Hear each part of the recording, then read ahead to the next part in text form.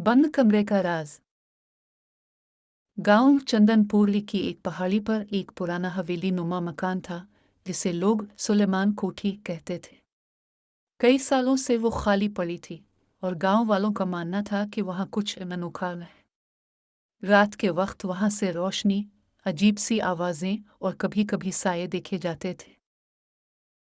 इस गांव में एक लड़का रहता था, फराज।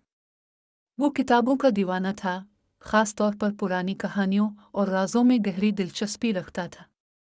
जब भी सुलेमान कोठी का जिक्र होता, लोग डर जाते, लेकिन फराज के दिल में एक तजस्सुस पैदा होता।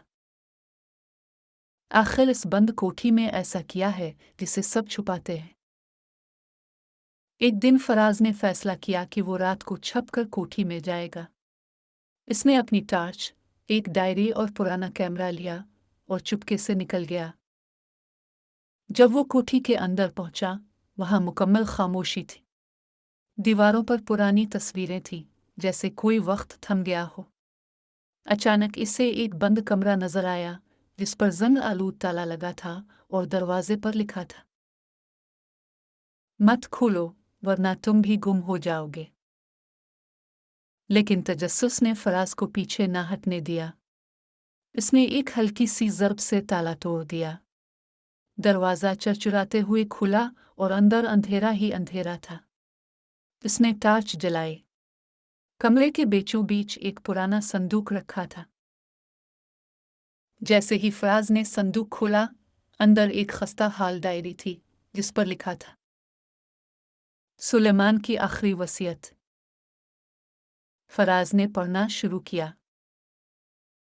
अगर ये डायरी किसी गैर ने पढ़ी तो जान ले कि मेरे तजुर्बे ने इंसानों से आगे की चीज़ों को छेड़ा। मैंने वक्त में झांकने की कोशिश की और अब हर रात वो वक्त मुझसे बदला लेता है। ये कोठी अब सिर्फ एक इमारत नहीं, ये एक दरवाज़ा है एक और दुनिया का। फराज का दिल जोर जोर से धड़कने लगा। अचानक टार्च बंद हो गई। अंधेरे में एक ठंडी सांस की आवाज़ आई, जैसे कोई बहुत करीब आकर सांस ले रहा हो। वो डर गया मगर भागा नहीं। इसने जल्दी से कैमरे की फ्लैश ऑन की और एक तस्वीर ली। अगले ही लम्हे वो बेहोश हो गया। सुबह जब वो होश में आया, वो कोठी के बाहर पड़ा था। कैमरा इसके पास ही था।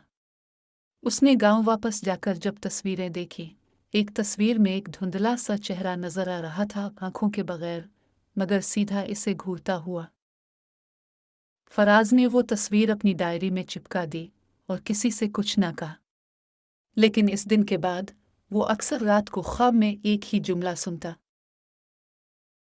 तुमने दरवाज़ा खोला है, अब वापसी मुमकिन नहीं।